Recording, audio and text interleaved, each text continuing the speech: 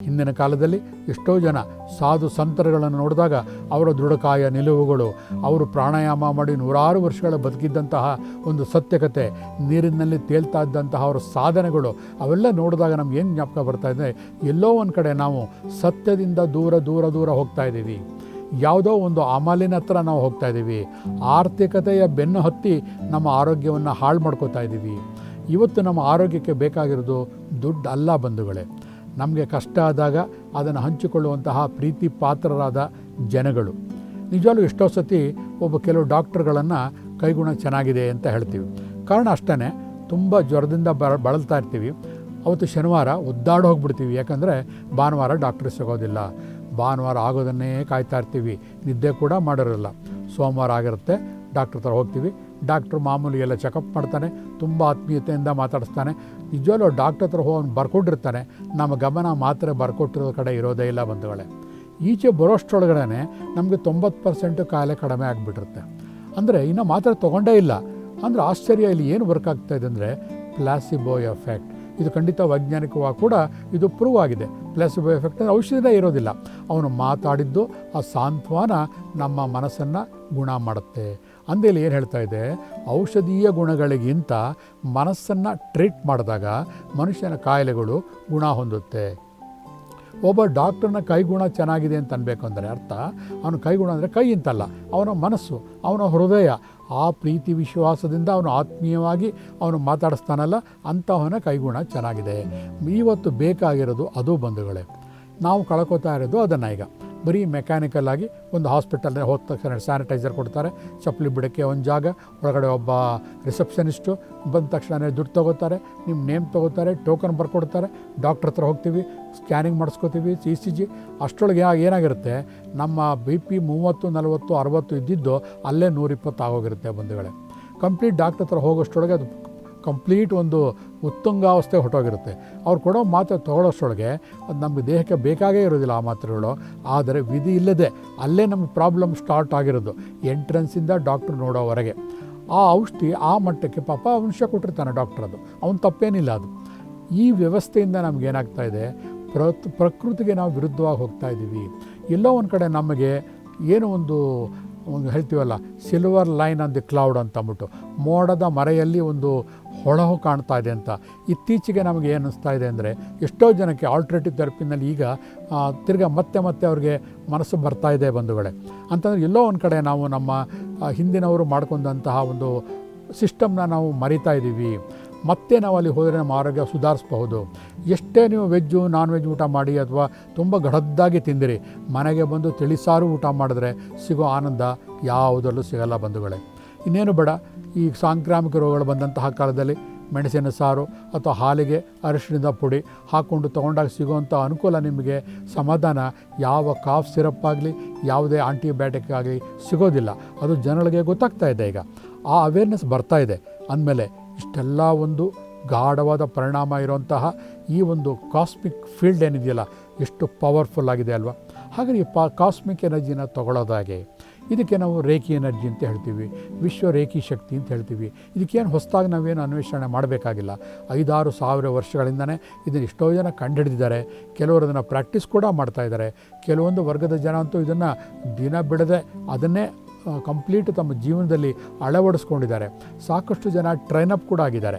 ಆದರೆ ಕೆಲವೊಂದು ನಮ್ಮ ಒಂದು ಲೋಕಾರೂಢಿ ಏನಿದೆ, ಪ್ರತಿಯೊಂದಕ್ಕೂ ಕೂಡ ಸರ್ಟಿಫಿಕೇಟ್ ಇರಬೇಕು, ವೈಜ್ಞಾನಿಕ ಒಂದು ಹಿನ್ನೆಲೆ ಇರಬೇಕು. ಈ ಒಂದು ತತ್ವಕ್ಕೆ ಕಟ್ಟು ಬಿದ್ದು ನಾವು ಏನು ಮಾಡ್ತಾಯಿದ್ದೀವಿ, ನಮ್ಮ ಮುಂದೆ ಹಾಲಿದ್ರೂ ಕೂಡ ಅದಕ್ಕೆ ಸರ್ಟಿಫಿಕೇಟ್ ಇಲ್ಲ ಅಂತ ಕುಡಿತಾ ಇಲ್ಲ. ನಮ್ಮ ಮುಂದೆ ಅಮೃತವನ್ನಿಟ್ಟರೂ ಕೂಡ ಇದಕ್ಕೆ ಆಶೀರ್ವಾದ ಇಲ್ಲ ಅಥವಾ ಒಂದು ಸರ್ಕಾರದ ಮನ್ನಣೆ ಇಲ್ಲ ಅಂತ ಅಂದ್ಬಿಟ್ಟು ನಾವು ದೂರ ಹೋಗ್ತಾಯಿದ್ದೀವಿ. ಇತ್ತೀಚೆಗೆ ಯಾವುದೋ ಒಂದು ಔಷಧಿ ಕಂಪ್ಲೀಟ್ ಜನರ ಮನ್ನಣೆಯನ್ನು ಪಾತ್ರ ಗಳಿಸಿತ್ತು, ಜನರಿಗೆ ಆರೋಗ್ಯ ಕೊಡ್ತಾಯಿತ್ತು. ಆದರೆ ಯಾರೋ ಬಂದು ಹೇಳಿದ್ರು, ನೀನು ಒಳ್ಳೆಯ ಔಷಧಿ ಕುಡಿತಾ ಇದೆಯಾ, ನೀನು ಆರೋಗ್ಯ ಸುಧಾರಿಸಿದೆ ಅಂತ ನಿನಗನ್ನಿದೆ, ಆದರೆ ನಿನಗೆ ಆರೋಗ್ಯ ಸುಧಾರಿಸಿಲ್ಲ, ನಿನಗೆ ಕಾಯಿಲೆ ಬಂದಿದೆ ಅಂತ ಮೇಲಿಂದ ಮೇಲೆ ಹೇಳ್ತಾ ಬಂದರು. ನಮ್ಮ ಪ್ರಾಪಂಚಿಕ ಸ್ಥಿತಿ ಆಗಿದೆ ಬಂಧುಗಳೇ. ಕಾರಣ ಇಷ್ಟೇ, ಯಾವುದೋ ಒಂದು ಸೀಮಿತ ವರ್ಗ ಅಂತ ಹೇಳಿದ್ನಲ್ಲ, ಆರ್ಥಿಕತೆಯಲ್ಲಿ ಸೀಮಿತ ವರ್ಗ. ನಾವು ಪೂರ್ತಿ ಮಾತಾಡ್ತಾ ಇದ್ದೀವಿ ಇವತ್ತು ಆರ್ಥಿಕತೆ ಬಗ್ಗೆ. ಯಾರು ಹಣಕಾಸಿನಲ್ಲಿ ಬಹಳ ಪ್ರಬುದ್ಧರಾಗಿರ್ತಾರೋ ಅಂಥವರು ದೇಶವನ್ನು ಆಳುವಾಗ ಏನಾಗುತ್ತೆ, ಅವರ ಜೀವನದ ಶೈಲಿಯನ್ನು ಲೆಕ್ಕ ಹಾಕ್ಕೊಂಡು ಅವರು ಜೀವನವನ್ನು ನೋಡ್ತಾ ಹೋಗ್ತಾರೆ. ಆವಾಗ ಏನಾಗುತ್ತೆ, ಅವ್ರಿಗೆ ಉಳಿದ 90 ಜನಗಳ ಆರ್ಥಿಕದ ಮಟ್ಟ ಅವ್ರಿಗೆ ನೆನಪಿರೋದಿಲ್ಲ ಬಂಧುಗಳೇ. ಅವರೇನು ಮಾಡ್ತಾರೆ, ಅವರ ದುಡ್ಡಿನ ಲೆವೆಲಲ್ಲಿ ಅವರ ಒಂದು ಸ್ಟ್ಯಾಂಡರ್ಡಲ್ಲಿ ಅವ್ರು ಹೇಳ್ತಾ ಹೋಗ್ತಾರೆ. ಅವರ ಆಜ್ಞಾಚಕ್ರ ಕಂಪ್ಲೀಟ್ ಮಲಿನವಾಗಿರುತ್ತೆ. ಅಂಥವರು ತಗೊಳ್ಳೋಂತಹ ತೀರ್ಮಾನ ಕೂಡ ಮಲಿನವಾಗೇ ಇರುತ್ತೆ. ಹಾಗಾಗಿ ಅವರ ಲೆಕ್ಕಾಚಾರ, ಅವರು ಹೇಳುವಂತಹ ಏನು ಸೊಲ್ಯೂಷನ್ಸ್ ಇರುತ್ತಲ್ಲ ಆ ಮಟ್ಟದಲ್ಲೇ ಇರೋದ್ರಿಂದನೇ ಇವತ್ತು ಜಾಗತಿಕ ಮಟ್ಟದಲ್ಲಿ ಅನಾರೋಗ್ಯ ತಾಂಡವವಾಡ್ತಾ ಇದೆ.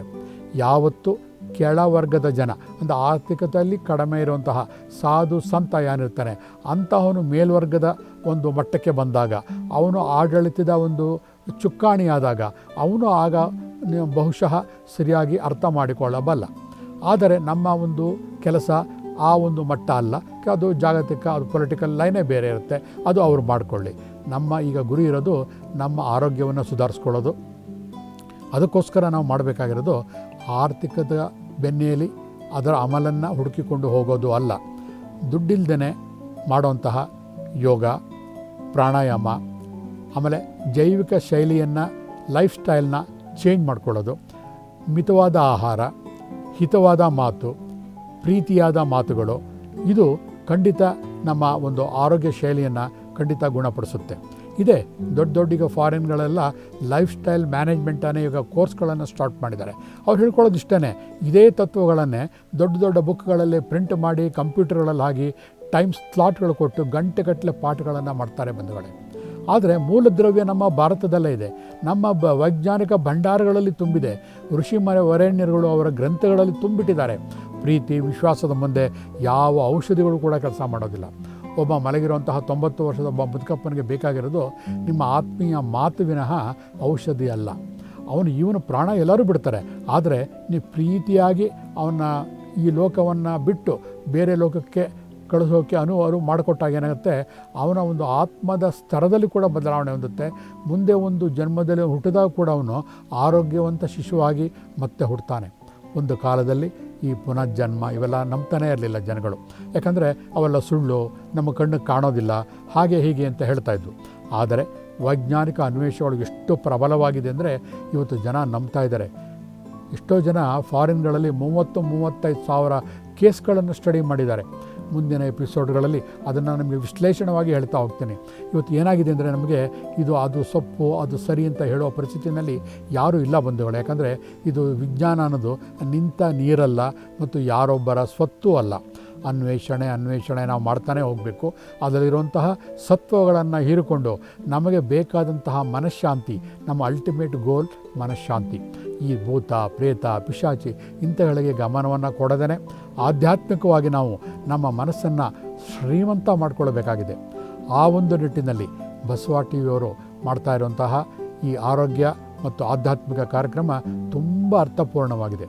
ಬೇರೆಲ್ಲ ಮನೋರಂಜನೆ ಕಾರ್ಯಕ್ರಮಗಳಿಗಿಂತ ಇದನ್ನು ಬರೀ ಆರೋಗ್ಯ ಮತ್ತು ಆಧ್ಯಾತ್ಮ ಅಂತ ಹೇಳ್ದೇ ವಿಶೇಷ ಆರೋಗ್ಯ ಮತ್ತು ಆಧ್ಯಾತ್ಮ ಅಂತ ಹೇಳಿದ್ರೆ ಇನ್ನೂ ಬಹಳ ಚೆನ್ನಾಗಿರ್ತಿತ್ತೋ ಏನೋ.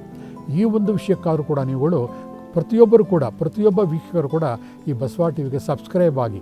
ಕೇವಲ ಕಡಿಮೆ ಅಮೌಂಟ್ ಇರ್ಬೋದು, ಆದರೆ ಒಂದು ಚಾನೆಲ್ನ ನೀವು ಮೆಂಬರ್ಶಿಪ್ ಆದಾಗ ಏನಾಗುತ್ತೆ, ಅದರ ಅಸ್ತಿತ್ವ ಉಳ್ಕೊಳ್ಳುತ್ತೆ. ಹಾಗೆ ಅದನ್ನು ನೋಡುವಂಥ ವೀಕ್ಷಕರ ಪರಿಮಾಣ ಕೂಡ ಕ್ವಾಂಟಿಟಿ ಜಾಸ್ತಿ ಆಗ್ತಾ ಹೋಗುತ್ತೆ. ಇಂತಹ ಉತ್ತಮ ಕಾರ್ಯಕ್ರಮಗಳನ್ನು ಅವರು ಕೊಡೋಕ್ಕೆ ಸಾಧ್ಯವಾಗುತ್ತೆ ಬಂಧುಗಳೇ. ಇದು ಇನ್ನೊಬ್ಬರು ರೆಕಮೆಂಡ್ ಮಾಡೋವಂಥದ್ದಲ್ಲ, ನಿಮ್ಮ ಮನಸ್ಸಿನಲ್ಲಿ ಈ ಪ್ರಚೋದನೆ ಬರಬೇಕು.